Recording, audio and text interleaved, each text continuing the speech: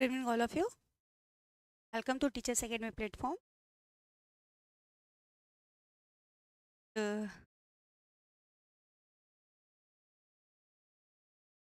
आवाज आ रही है?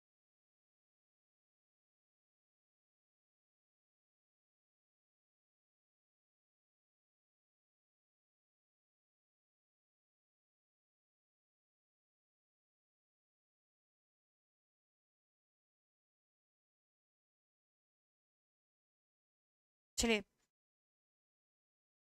सबसे पहले आगे बढ़ते हैं, बैच का एक बार प्रसार देखते हैं। ठीक है, पहले बैच का देख लेते हैं। ब्रह्मास्त्र विजेता batch, TCT PGT assistant professor exams के लिए, सब्जेक्ट होम साइंस। इसमें आपको मिलेगा live classes, practice set, model paper और इसके साथ ही स्टडी मटेरियल, पीडीएफ, नोट्स और टेस्ट सीरीज। इसकी जो वैलिडिटी होगी वो होगी आपकी 6 मंथ की। बैच के प्रसार के बाद देखते हैं कि हम लोग आगे जो कल क्वेश्चन कर रहे थे उसके आगे पढ़ेंगे। आज फैट का जो क्वेश्चन हो रहा था उसी के आगे कंटिन्यू करना है। चलिए, कल हम लोगों ने फैट से जुड़ा क्वेश्चन सॉल्व किया था, जिसमें 1 से लेके 15 तक के जो भी इंपॉर्टेंट क्वेश्चन थे उसे लगभग हम लोगों ने सॉल्व कर लिया था और उसका एक्सप्लेन भी कर लिया था। आज हम लोग उसके आगे से करेंगे, क्वेश्चन नंबर 16 की तरफ चलेंगे। टॉपिक हमारा फैट ही है, अभी विटामिन कंप्लीट हुआ है और फैट की तरफ ही हमें बढ़ना है, वसा की तरफ। तो क्वेश्चन नंबर 16 की तरफ चलते हैं। क्वेश्चन नंबर 16 देखते हैं। लिनोलिक, किसकी बात हो रही है? लिनोलिक की बात हो रही है। 1 सेकेंड।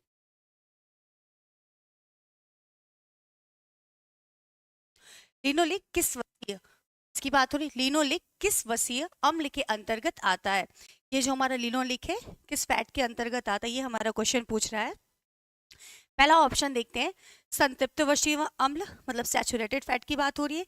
सेकंड ऑप्शन की बात करते हैं असंतृप्त वसीय अम्ल। थर्ड ऑप्शन की बात करते हैं पॉली, पॉली नहीं होता पॉली, पॉली असंतृप्त। और फोर्थ की बात करते हैं बवसा मतलब ए, ब की बात करते हैं बी और सी की बात कर लेते हैं यहाँ पे बी प्लस सी। तो देखना, जो हमारा वसी अम्ल लिनोलिक जो वसी अम्ल होता है किसके अंतर्गत आता है? तो हमने देखा फैट को हम लोग ने वर्गीकरण में 2 भागों में डिवाइड किया था। कितने भागों में? 2 भागों में बांटा था। वसा, पहला देखते हैं संतृप्त वसी अम्ल,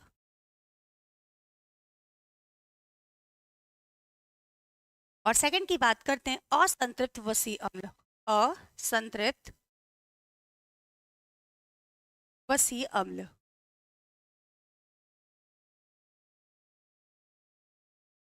संतृप्त और असंतृप्त। अब असंतृप्त को भी क्या करेंगे? 2 भागों में डिवाइड करते हैं। ठीक है, यहाँ पे देखेंगे म्यूफा MUFA, ठीक है, और पूफा PUFA। विफा और प्यूफा के अंतर्गत भी इसको भी क्या करते हैं? 2 भागों में या 3 में, इसके अंतर्गत 3 आते हैं। विफा मतलब होता है पॉली अनसैचुरेटेड फैटी एसिड और म्यूफा का मतलब होता है मोनो अनसैचुरेटेड फैटी एसिड।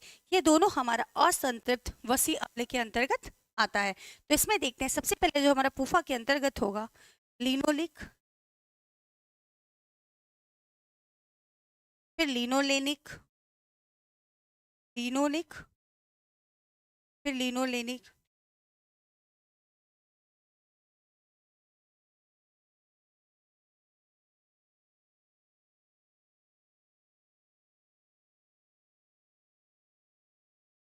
और एक एरिकेंटिक हो जाता है।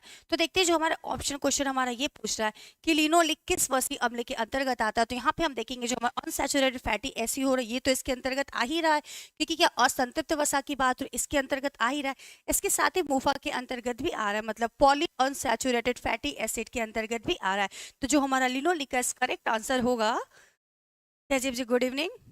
चलिए, फर्स्ट का आंसर हम लोग करते हैं कि जो हमारा लिनोलिक होगा किस वसी अम्ल के अंतर्गत होता, तो ये आपको आंसर करना। हमने ये चीज यहाँ पे देख लिया कि इन दोनों के अंतर्गत असंतृप्त तथा पूफा दोनों के अंतर्गत हमारा क्या हो रहा है? लिनोलिक आता है। तो इसका फर्स्ट का जो हमारा करेक्ट आंसर होगा बी होगा, ब व स होगा। असंतृप्त एंड पॉली असंतृप्त के अंतर्गत हमारा लिनोलिक आता है। चलिए, क्वेश्चन नंबर 2 की तरफ चलते हैं। 17 क्वेश्चन नंबर 70 की बात करते हैं। क्वेश्चन नंबर 70 ये कह रहा है औषधि के रूप में किसकी बात हो रही है? औषधि की बात हो रही है। औषधि के रूप में किस वशीय अम्ल का प्रयोग किया जाता है? पहला ऑप्शन है असंतृप्त वसीय अम्ल, सेकंड ऑप्शन है संतृप्त वसीय अम्ल, थर्ड ऑप्शन है दोनों, और फोर्थ ऑप्शन है इनमें से कोई नहीं। औषधि की बात हो रही है, किसकी? जो दवा का हम लोग प्रयोग करते हैं, जो हम दवा का यूज करते हैं, उसकी बात हो रही है। तो इसमें हम लोग देखते हैं संतृप्त और असंतृप्त, हम लोग इसको डिवाइड कर रहे थे, संतृप्त और असंतृप्त। तो जो हमारा सैचुरेटेड और अनसैचुरेटेड में तो जमने वाला जो फैट होता है वो सैचुरेटेड अंतर्गत होता है, जमने वाला।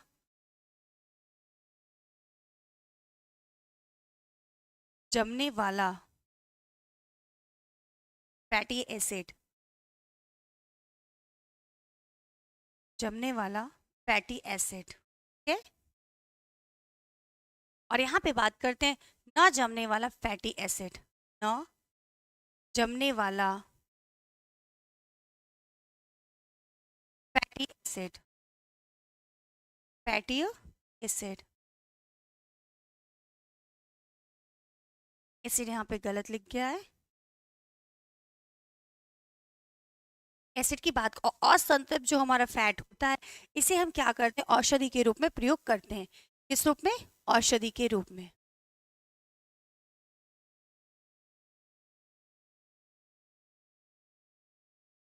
औषधि के रूप में हम इसका प्रयोग करते हैं।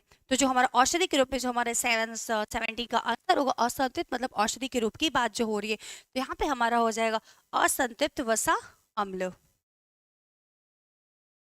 असंतृप्त वसीय अम्ल के अंतर्गत औषधि के रूप में इसका प्रयोग किया जाए। इसे भी हम लोगों ने दो भागों में डिवाइड किया था, मोफा और पूफा के रूप में डिवाइड किया था। चलिए क्वेश्चन नंबर 18 की तरफ चलते हैं।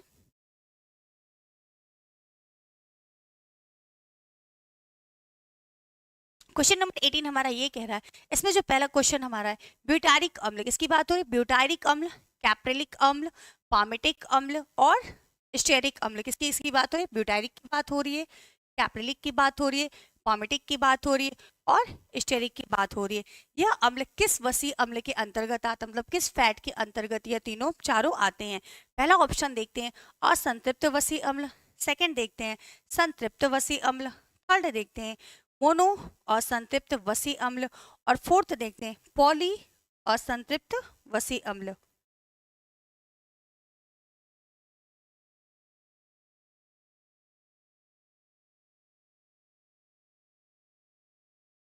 मोनो को मोफा भी कहते हैं और पॉली को पूफा कहते हैं।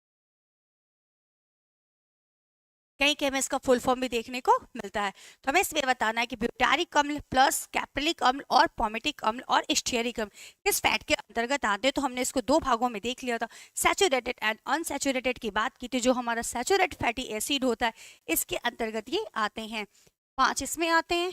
पहला हम देखते हैं इसमें ब्यूटारिक अम्ल, किसकी बात हो रही? ब्यूटारिक अम्ल, ब्यूटारिक अम्ल। सेकंड की बात करते हैं कैप्रिलिक, इसकी बात हो रही कैप्रिलिक। थर्ड की बात करते हैं पॉमेटिक और फोर्थ की बात करते हैं स्टेरिक। और इसमें एक आता है आर्किडिक। चार इसमें हमारे पांच, तो हमारे 5 होते हैं जो संतृप्त वसा के अंतर्गत 5 हमारे, 4 इसके साथ आर्किडिक भी हो जाता है। बिल्कुल कमलेश जी, गुड इवनिंग। तो 5 इसके अंतर्गत आते हैं, ब्यूटारिक, कैप्लिक, पामेटिक, आर्किडिक और स्टीयरिक। सभी किसके अंतर्गत आते हैं? संतृप्त वसा अम्ल के अंतर्गत आते हैं, मतलब सैचुरेटेड फैटी एसिड के अंतर्गत आते हैं। चलिए क्वेश्चन नंबर 19 की तरफ चलते हैं।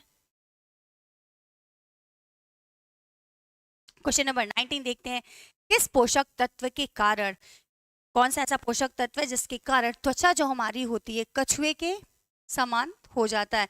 जो हमारी स्किन्स होती है, कछुए की स्किन्स हम लोगों ने देखा है जिसको बहुत ज्यादा ठोस हो जाती है, बाहर से जो उसको देखते हैं ना एकदम कठोर सा रहता है, तो वैसी हमारी स्किन भी हो जाती है। तो ऐसा हमारे शरीर में कौन सा पोषक तत्व जिसकी कमी हो जा रही है, जिसके कारण हमारी स्किन बहुत ही ज्यादा कठोर हो जाती है?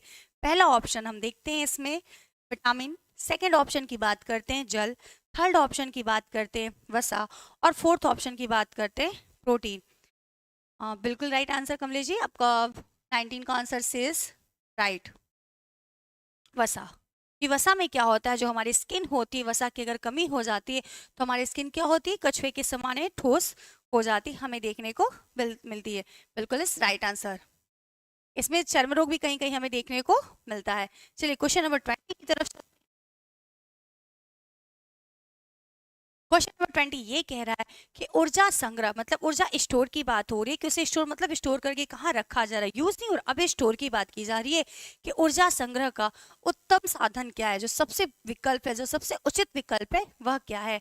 पहला ऑप्शन है हमारा इसमें प्रोटीन, सेकेंड ऑप्शन की बात करते हैं कार्बोज, थर्ड ऑप्शन की बात करते हैं फैट, और फोर्थ ऑप्शन की बात करते हैं ग्लूकोज। तो हमें स्टोर की बात बताना है कि इसका स्टोर जो ऊर्जा और इसका स्टोर सबसे सही विकल्प इसमें से कौन सा होगा जहां पे ऊर्जा का स्टोर किया जा रहा है। तो इसका आंसर होगा कमलेश जी का 20 का बिल्कुल राइट, तहजीब का सी आंसर आ रहा है वसा, और बिल्कुल करेक्ट आंसर है तहजीब जी, आपका 20 का आंसर सी का है क्योंकि स्टोर हो रहा है, ठीक है, वसा इज राइट आंसर। 20 का डी नहीं होगा बेटा, डी कमलेश जी, क्योंकि डी जो ग्लूकोज होता है ना तुरंत ऊर्जा देने का काम करता है, क्या करता है, तुरंत ऊर्जा देता है, ये स्टोर नहीं करता, तुरंत ऊर्जा देने का कार्य करता है, तुरंत ऊर्जा देने का कार्य करता है। और ये हमारा जो ग्लूकोज होता है कार्बोज के अंतर्गत आता है, कार्बोज है, कार्बोज में भी मोनोसैकेराइड्स के अंतर्गत, मोनोसैकेराइड्स।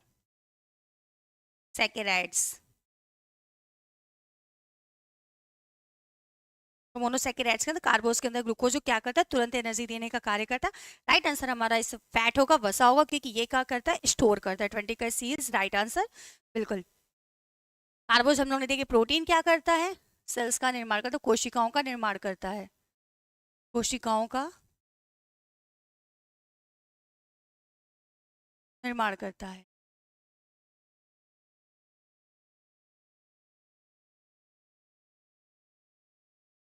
और कार्बोजाइड क्या है, कार्बनिक यौगिक है, प्रोटीन भी हमारा क्या है, कार्बनिक यौगिक है, क्योंकि इसमें क्या हो रहा है, कार्बन की उपस्थिति पाई जाती है, फैट में भी बिल्कुल पाई जाती है। चलिए अब एक यहाँ पे देखते हैं कि वसा में ऐसा क्या है जिसकी वजह से वसा जो हमेशा कठोर होता है, ऐसी किस मतलब किस तत्व की किस चीज की कमी है जिसके कारण इसकी सांद्रता हमें देखने को मिलती है, ऑक्सीजन या नाइट्रोजन या कार्बन या हाइड्रोजन। तो कौन सा ऐसा तत्व है जो वसा में क्या होता है, उसकी कमी हो जाती है जिसके कारण इसकी सांद्रता हमें देखने को मिलती है। तो इसका आंसर हमारा होगा ऑक्सीजन। वसा में क्या होता है, ऑक्सीजन की कमी होती है, किसकी कमी होती है, ऑक्सीजन की कमी होती है, ऑक्सीजन।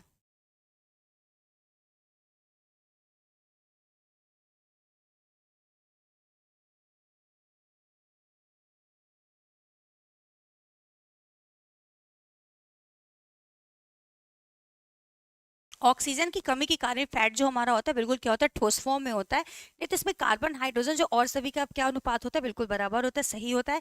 लेकिन ऑक्सीजन का थोड़ा सा हमें क्या होता है, इसमें कमी देखने को मिलती है, जिसकी वजह से इसकी सांद्रता अधिक होती है। चलिए क्वेश्चन नंबर 21 की तरफ चलते हैं। क्वेश्चन नंबर 21 देखते हैं।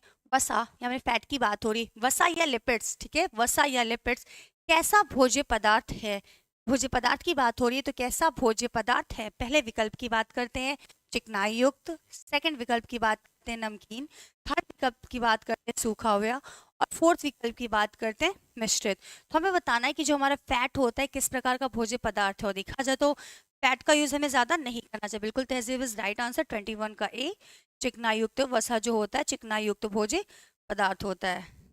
करेक्ट कमलेश जी का भी आंसर से 21 का ए इज राइट आंसर। जो फैट होता है क्या होता है, चिकना युक्त पदार्थ होता है, वसा बिल्कुल चिकना युक्त पदार्थ होता है। और इसकी कमी से हमें फाइनोडर्मा नामक बीमारियां भी देखने को मिलती, और भी इससे बहुत सारी बीमारियां होती हैं। करेक्ट। अब बात करते हैं नेक्स्ट क्वेश्चन, क्वेश्चन नंबर 22 की बात करते हैं। क्वेश्चन नंबर 22 देखते हैं, वसा की कमी से कौन सा रोग होता है। इसके पहले भी हमने देखा था कि कछुए का, तो बस क्वेश्चन को बदल दिया गया है, ठीक है। तो देखते हैं कि वसा की कमी से कौन सा रोग होता है। पहला हमारा ऑप्शन है मधुमेह, सेकंड है फाइनोडर्मा, थर्ड है मेरेस्मस, और फोर्थ है क्वाशियोरकर। मेरास्मस, और फोर्थ है क्वाशियोरकर। बिल्कुल तहजीब कमलेश जी और तहजीब जी का दोनों आंसर का 20, कम तहजीब का आंसर 22 का बी इज राइट, फाइनोडर्मा इस करेक्ट आंसर है आपका। बिल्कुल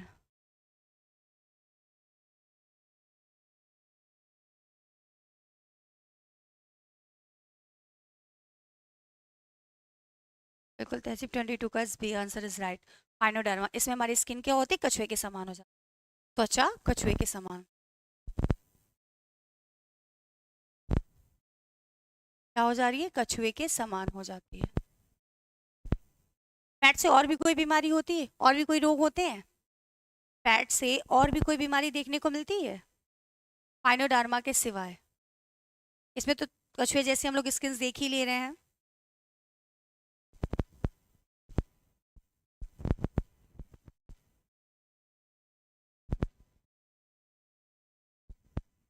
चलिए, ऐसे हमें देखने को मिलता है, हमारी क्या होता है, अगर हमारे शरीर में फैट की कमी हो जाती है तो जो हमारे स्किन होते हैं खुरदुरी हो जाती है, डर्मेटाइटिस जिसको बोल देते हैं। त्वचा जो हमारी हो जाती है, क्या होती, बेरुखी हो जाती है। भाई ठंडी का टाइम चल रहा है और हम अपने अगर स्किन को देखें, किसी भी प्रकार का ऑयल यूज नहीं करते हैं, तो देखते हैं हमारी स्किन किस प्रकार से खुरदुरी हो जा रही है। ठीक है, तो हमारे शरीर में फैट के बहुत ही ज्यादा जरूरी है, हमारे स्किन को क्या करता है, चिकना, जो चिकनाई हमारी स्किन में देखने को मिलती, फैट की वजह से ही मिलती है। चलिए क्वेश्चन नंबर 23 की तरफ चलते हैं। 23, कौन सा पोषक तत्व जलास नहीं जला कौन सा पोषक तत्व जलात्मक के विपरीत होता है, जलात्मक विपरीत होते हैं? पहले ऑप्शन की बात करते हैं वसा, सेकंड ऑप्शन की बात करते हैं प्रोटीन, थर्ड ऑप्शन की बात करते हैं कार्बोज, और फोर्थ ऑप्शन की बात करते हैं सभी। तो हमें ये बताना है कि ऐसा कौन सा पोषक पोषक तत्व, हमने देखा 6 हम लोग पढ़ रहे थे, प्रोटीन पढ़ रहे थे, कार्बोहाइड्रेट पढ़ रहे थे, वसा पढ़ रहे थे, खनिज लवण पढ़ रहे थे, और जल पढ़ रहे थे। इसके साथ हम क्या पढ़ रहे थे, विटामिन पढ़ रहे थे। तो क्वेश्चन हमारा ये पूछ रहा है कि जो जल में क्या करता है, किसी भी प्रकार की एक्टिविटी नहीं करता, जल के क्या होता है, विपरीत होता है, अपोजिट हो रहा है, तो वह ऐसा कौन सा पोषक तत्व है जो जलात्मक क्या होता है, विपरीत हो रहा है? करेक्ट तहजीब जी, आंसर इज राइट। 30 का आपका आंसर ए आ रहा है, बिल्कुल सही है, वसा। यह क्या होता है, जलात्मक विपरीत होता है, जल के अपोजिट।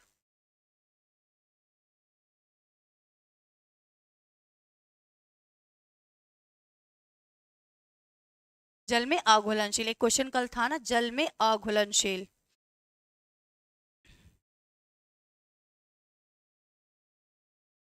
जल में अघुलनशील, बट लेकिन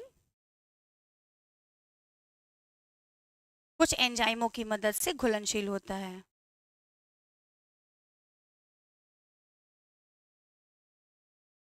एंजाइमों की सहायता से घुलनशील होता है।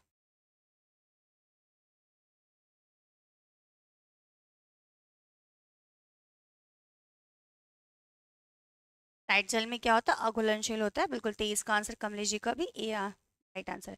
चलिए क्वेश्चन नंबर 24 की तरफ चलते हैं। वसा अपना वास्तविक रूप खो देता है, जो उसकी वास्तविक आकृति होती है, जो आकार होता है, जो उसका रूप होता है, वो क्या कर रहा है, खो दे रहा है।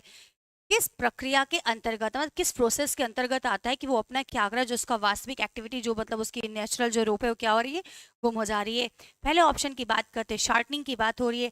सेकंड की बात करते हैं रेंडेसिटी, रेंडेसिटी की बात हो रही है। थर्ड की बात करते हैं मोयम लगाना, और फोर्थ ऑप्शन की बात करते हैं ए एंड सी। तो हमें बताना है कि किस प्रोसेस में, किस प्रक्रिया में वह क्या करे, अपना वास्तविक रूप खो दे रहा है। कमलेश जी का आंसर आ चुका है, इनका आंसर है 24 का डी, बिल्कुल 24 का डी। तहजीब का भी आंसर है 24 का डी। चलिए दोनों लोगों का राइट आंसर है, डी इज करेक्ट, ए एवं सी, मतलब मोयम लगाना और शार्टनिंग। शार्टनिंग को ही क्या कहते हैं, मोयम लगाना कहते हैं, जिसके अंतर्गत क्या होता है, वसा अपनी वास्तविक स्थिति को खो देता है। रेंडिसिटी की बात करते हैं, इसमें क्या होता है, जब तेल ऑयल जब उसको बार बार गर्म करते हैं, तो गर्म करने के बाद जब वो यूज करते हैं, उसमें कई प्रकार के क्या होते हैं, जीवाणु क्या होते हैं, बैक्टीरिया उत्पन्न हो जाते हैं, जिनका सेवन करने से हमें कई प्रकार की बीमारियां देखने को मिलती हैं। तो शॉर्टनिंग एंड मोयम लगाने, यहीं पे प्लस कर देते हैं, शॉर्टनिंग प्लस मोयम लगाना, A and C is right answer. चलिए क्वेश्चन नंबर 25 की तरफ चलते हैं। क्वेश्चन नंबर 25, 5 की तरफ चलते हैं। जब वसा के कण रक्त में पहुंच जाते हैं, किसकी बात हो रही है, जब वसा के जो छोटे छोटे कण है जब क्या करें, रक्त में पहुंच जाते हैं और रक्त के साथ घुल जाते हैं, तो इस प्रोसेस को हम क्या कहते हैं। पहला ऑप्शन है हमारा इमल्सिफिकेशन, सेकेंड ऑप्शन है हमारा काइलोमाइक्रोशन, थर्ड ऑप्शन है दोनों, और फोर्थ ऑप्शन है पाइसीकरण। तो हमें बताना है कि रक्त में पहुंचकर क्या करें, रक्त में पहुंचकर वो क्या हो रहे हैं, खुल जा रहे हैं। तो उस प्रोसेस को हम लोग किस नाम से जानते हैं। 25 का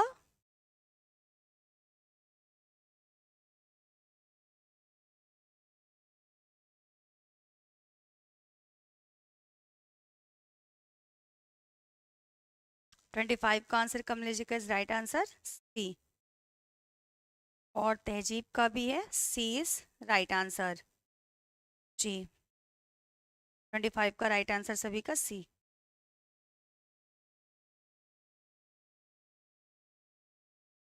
चलिए 25 का राइट आंसर इज सी, दोनों हो जाएगा। दोनों कौन सा हो जाएगा, इमल्सिफिकेशन और पाइसीकरण। ठीक है, इमल्सिफिकेशन पाइसीकरण की बात हो रही, काइलोमाइक्रोशन की बात नहीं हो रही।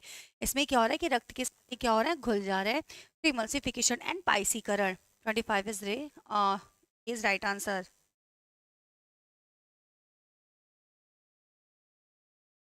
क्वेश्चन नंबर 26 की तरफ चलते हैं। फिर से हमें वही मिल रहा है कि फाइनोडार्मा नामक बीमारी किसकी कमी के कारण होता है। तो एग्जैक्ट इसका आंसर हम लोग को पता ही था। वसा की बात हो रही, कार्बोज की बात हो, प्रोटीन की बात हो, विटामिन की बात हो रही है। मतलब कछुए समाज जो स्किन हमारी होती है, क्वेश्चन हमारा बस रिपीट हुआ है। ठीक है, तो यहाँ पे देखते हैं कि प्रोटीन की कमी से देख लेते हैं कौन कौन सी बीमारी होती है। तो मेरास्मस देखने को हमें मिलती है, क्वाशियोरकर,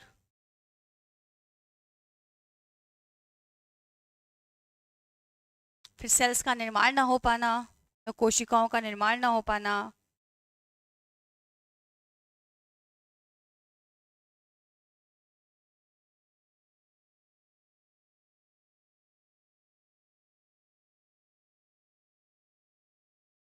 आदि। विटामिन से बहुत सारी बीमारियां हमें देखने को मिलती हैं। और फैट की बात करो तो इसका हमारा राइट आंसर 26 का ए हो जाएगा, फैट हो जाएगा। ये बिल्कुल दोनों लोग का आंसर सही है, 26 का ए। क्वेश्चन रिपीट हो गया है, करेक्ट।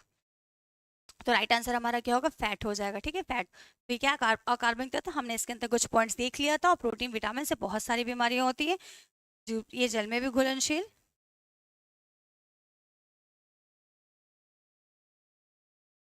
और वसा में भी घुलनशील।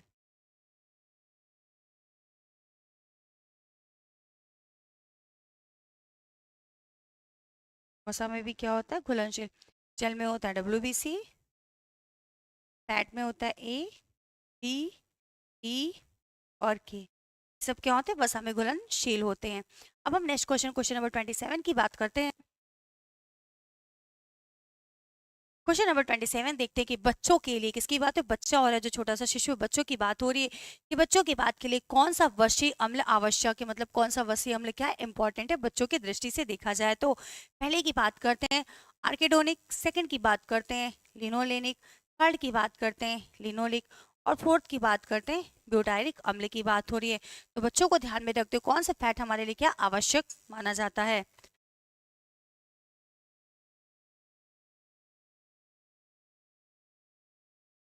क्वेश्चन नंबर 27 का इस राइट आंसर होगा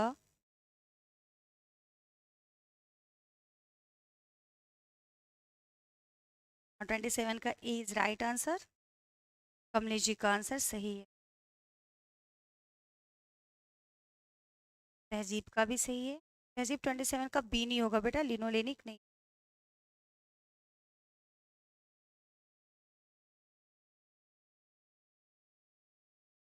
इसका राइट आंसर होगा 27 का ए इज राइट आंसर, आर्किडोनिक होगा। क्या होगा, आर्किडोनिक होगा। यह बच्चों के लिए आवश्यक वसी अम्ल माना जाता है।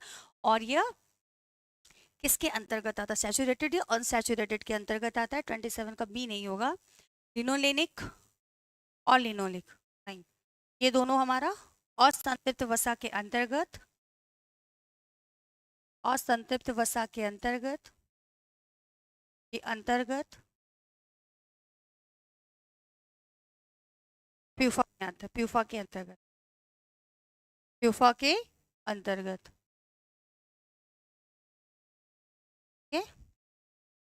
अनसैचुरेटेड के अंतर्गत प्रूफा की बात रही, उसके अंतर्गत ये हमारा क्या होता है, लिनोनिक एंड लिनोलेनिक दोनों आता है। लेकिन जो आर्किडोनिक होता है ये बच्चों के लिए आवश्यक होता है।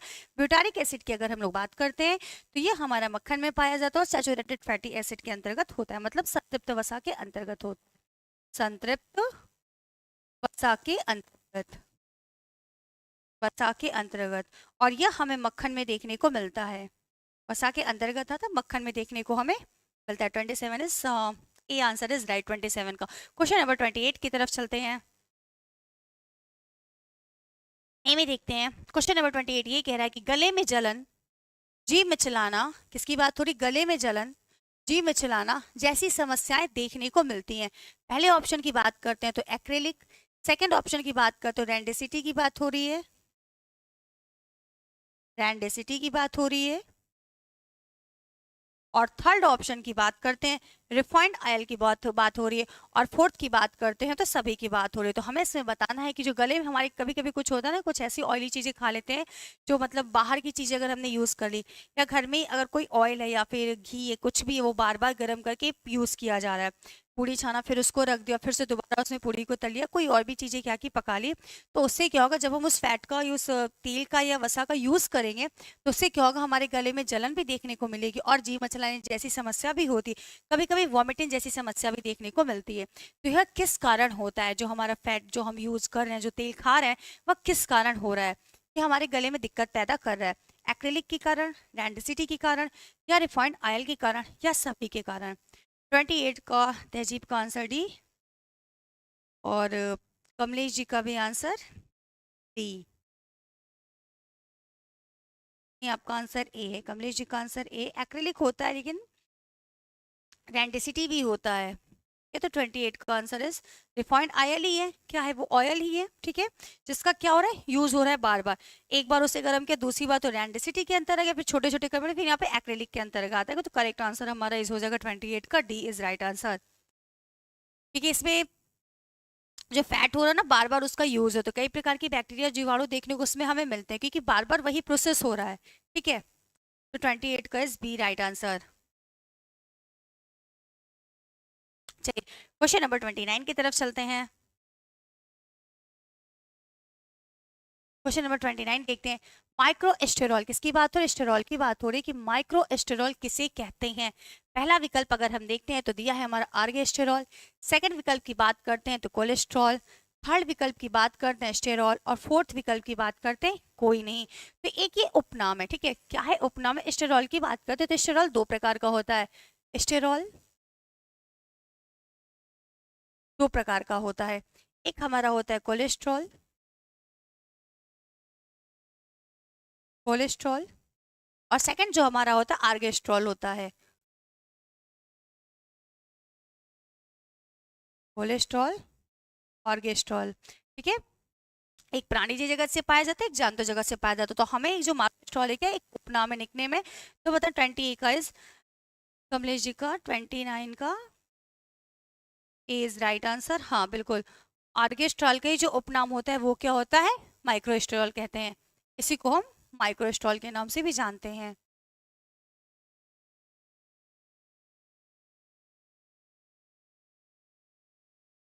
आर्गेस्ट्रॉल को ही माइक्रोएस्टेरॉल के नाम से जानते हैं। 29 का ए is correct answer.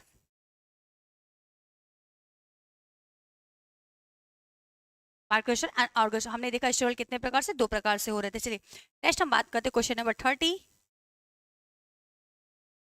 Question number 30 हमारा है, मोफा की बात हो रही है, किसकी बात है, MUFA, मोफा की बात हो रही है।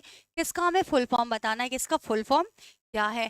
पहला विकल्प देखते हैं, mono unsaturated fatty acid, second की बात करते हैं poly unsaturated fatty acid, third की बात करते हैं म्यूफा अनसैचुरेटेड फैटी एसिड, और फोर्थ की बात करते हैं pucca unsaturated fatty acid, PUFA बोलेंगे इसको, ठीक है, प्यूफा अनसैचुरेटेड फैटी एसिड की बात हो रही है, एसिड, ठीक है। तो हमें इसका फुल फॉर्म बताना है, मोफा एंड प्यूफा का। कमलेश जी का 30 का आंसर ए।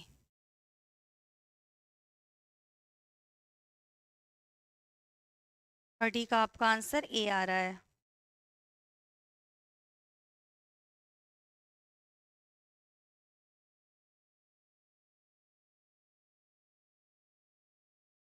Correct answer. तहजीब का भी आंसर 30 का है। तो इसमें देखा मोनो अनसैचुरेटेड फैटी एसिड, लेकिन इसको हम एक बार जैसे फुल पढ़ लेते ना, मोफा और पूफा, तो मोफा तो इसका पूरा नाम हो जाएगा, है ना, पूफा भी इसका पूरा, तो ये बिल्कुल भी नहीं होगा, क्योंकि हमें एक एक शब्द का, तो एम का मतलब हो जाएगा मोनो, और एम का मतलब हो जाएगा मोनो, यू का मतलब अनसैचुरेटेड, एफ का मतलब फैटी, और ए का मतलब एसिड। और अगर यहाँ पे बात करते पूफा, PUFA, ठीक है, पी की बात करते हैं पॉली, ए की यू की बात करते हैं अनसैचुरेटेड, एक एफ की बात करते हैं फैटी, और ए की बात करते हैं एसिड। तो 30 का हमारा राइट आंसर ए होगा, बिल्कुल 30 का ए इज करेक्ट आंसर। बिल्कुल 30 का इज राइट आंसर कि mono unsaturated fatty fatty acid के अंतर्गत आता है। और ये हमारे दोनों के अनसैचुरेटेड की मतलब असंतृप्त वसा की बात हो रही है, पॉली अनसैचुरेटेड फैटी एसिड मतलब पूफा की बात हो रही है। और मुफा फूफा को देख लेते हो तो यहीं पे इसका हमारा है कि ये हमारा मुफा हो जाएगा, MUFA। और अगर प्यूका की प्यूफा की बात कर लेते हैं तो PUFA। मुफा और पुफा अनसैचुरेटेड फैटी एसिड। तो क्वेश्चन नंबर 30 का आंसर आप दोनों लोग का बिल्कुल सही है, 30 का ए इज करेक्ट आंसर है कि मोनो अनसैचुरेटेड फैटी एसिड। चलिए बस आज के लिए इतना ही।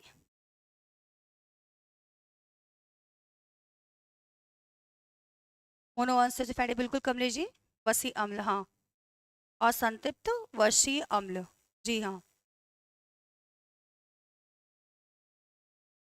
फुल फॉर्म में यही देखेंगे। चलिए आज के लिए बस इतना ही, नेक्स्ट कल।